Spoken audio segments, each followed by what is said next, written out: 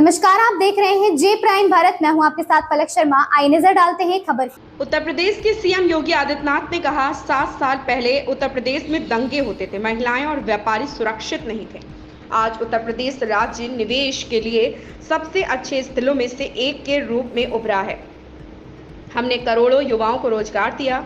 UP सरकार एक mega police भर्ती अभियान शुरू करेगी, जिसमें 60,000 से अधिक युवाओं की भर्ती की जाएगी। 20% सीटें महिलाओं के लिए आरक्षित होंगी। सपा के नेता बलात्कारियों का समर्थन कर रहे हैं। याद करिए, आज से 7 वर्ष पहले इसी उत्तर प्रदेश में क्या हालात थे। हर तीसरे दिन दंगा होता था, पर्व और त्योहार शांतिपूर्ण तरीके से नहीं मनाया जाता था, बेटी और व्यापारी दोनों की सुरक्षा खतरे में रहती थी, प्रदेश में माफिया राज और जंगल राज की स्थिति थी। पिछले 7 वर्ष में प्रदेश ने अपना परसेप्शन बदला है। आज उत्तर प्रदेश सुरक्षा और कानून व्यवस्था का जो मॉडल बनाई है, देश के अंदर निवेश का ड्रीम डेस्टिनेशन के रूप में उभर करके दुनिया के निवेश को अपने यहां आकर्षित करने में सफल हुआ है।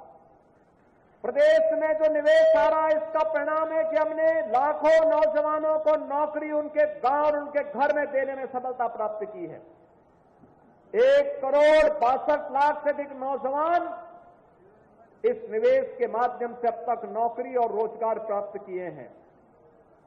स्वरोजगार के लिए 1 डिस्ट्रिक्ट 1 प्रोडक्ट की योजना, विश्वकर्मा श्रम सम्मान और पीएम विश्वकर्मा की योजना, पीएम स्वनिधि की योजना, पीएम रोजगार की योजना जैसी तमाम योजनाओं के साथ ही प्रधानमंत्री मुद्रा योजना ने भी आर्थिक स्वावलंबन का मार्ग प्रशस्त किया है। और इन्हीं कार्यक्रमों की श्रृंखला में प्रदेश सरकार ने 6.5 लाख नौजवानों को सरकारी नौकरी देने में भी सफलता प्राप्त की है। आज मैं आपके सामने एक खुशखबरी और लेके आने आया हूं। अभी 23, 24, 25 और फिर 30 और 31 अगस्त को पुलिस भर्ती की प्रक्रिया हमारी आगे बढ़ रही है, जिसमें 60,000 से अधिक नौजवानों को हम भर्ती करने वाले हैं। ये 60,000 जो भर्ती होने वाली है, इतनी बड़ी भर्ती उत्तर प्रदेश के इतिहास में कभी नहीं हुई। और इस भर्ती के साथ एक और चीज जुड़ रही है कि 20% सीटें इसमें ऐसी होंगी जिसमें केवल बेटियां भर्ती होंगी, और उनकी भर्ती के लिए हम लोगों ने एक व्यवस्था बनाई है। मैंने कल भी कहा था, ये बेटियां इसलिए भर्ती कर रहे हैं जो सड़क और चौराहे पर किसी अन्य जगहों पर महिलाओं के साथ छेड़छाड़ करने वाले, बेटियों के साथ छेड़छाड़ करने वाले सौदों को भी ठिकाना लगाने का काम ये बेटियां कर सकें। इसके लिए हम उन्हें पुलिस की भर्ती में प्राथमिकता के साथ आगे बढ़ाने का काम कर रहे हैं। बहनों और भाइयों, एक तरफ मोदी जी बेटी पढ़ाओ बेटी बढ़ाओ के साथ आगे कार्य कर रहे हैं। मोदी जी ने नारी सशक्तिकरण बंधन अधिनियम के माध्यम से देश की संसद में और प्रदेशों की विधानसभाओं के लिए सुनिश्चित किया है कि उन्हें भी संसद में और विधानसभाओं में जाने का अधिकार मिलना चाहिए। देश की नई संसद का कोई अधिनियम पहला पारित हुआ तो मातृशक्ति के लिए समर्पित नारी बंधन शक्ति अभिनंदन का एक कार्यक्रम विधेयक था, नारी शक्ति बंधन अधिनियम था, जिसके माध्यम से उन्हें संसद में और विधानसभाओं में 33% सीटों पर भी चुन करके जाने का अधिकार प्राप्त हुआ। और दूसरी तरफ ये लोग हैं, कल मैं देख रहा था समाजवादी पार्टी के नेता का बयान में पढ़ रहा था, वो बोल रहे हैं समर्थन कर रहे हैं उन दुष्कर्मियों का जिन्होंने कोलकाता के अंदर एक डॉक्टर के साथ सामूहिक दुष्कर्म करने वाले दुष्कर्मियों का समर्थन कर रहे हैं। तनिक तो शर्म करनी चाहिए। लेकिन बहनों और भाइयों, संस्कार कभी समाप्त नहीं होते। ये वही लोग हैं जो कहते थे दुष्कर्मियों के लिए कि लड़के हैं गलती कर देते हैं, इन लोगों से कैसे आप उम्मीद करते हैं? कैसे उम्मीद करते हैं?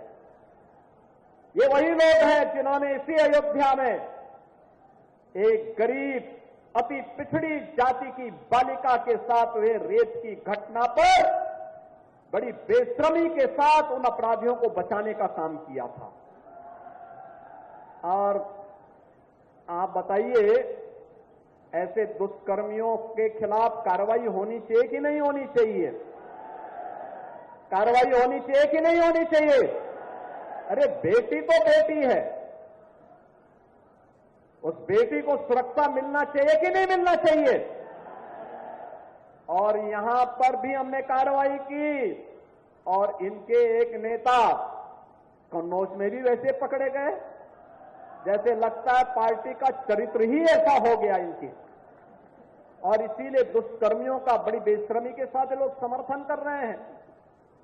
लेकिन बहनों और भाइयों, आज भी उनकी वह आदत छूटी नहीं। लेकिन आदत सुधारने के लिए कानून भी है, कानून का डंडा भी है, और कानून का डंडे का इस्तेमाल करके ऐसे दुष्कर्मियों के साथ सख्ती से निपटने का काम तो होगा ही। 17 के पहले जब इनकी सत्ता थी, तब ये युवाओं के हकों में भी ऐसी डकैती डालते थे। याद करिए, तब हर नियुक्ति विवादित होती थी, युवाओं के साथ अन्याय होता था, बिना पैसे के कोई नौकरी नहीं मिल सकती थी, और नौकरी में भी भेदभाव होता था, कोर्ट को, न्यायालय को स्टे करना पड़ता था। आज मैं कह सकता हूं, हमने 6.5 लाख नौजवानों को नौकरी दी, लेकिन इसकी शुचिता और पारदर्शिता पर कोई प्रश्न नहीं खड़ा कर सकता है। पूरी ईमानदारी के साथ उत्तर प्रदेश के नौजवानों को नौकरी दी है, और आगे भी हम इस बात को कहेंगे कि चिंता मत करिए, डबल इंजन की भाजपा सरकार है, युवाओं के साथ कोई अन्याय नहीं कर पाएगा। अगर किसी ने युवाओं के जीवन के साथ खिलवाड़ किया तो उस व्यक्ति का हम पूरी प्रॉपर्टी को जब्त करके गरीबों के लिए आवास बनाने का काम करेंगे। इस खबर में बस इतना ही। देखते रहिए जे प्राइम भारत।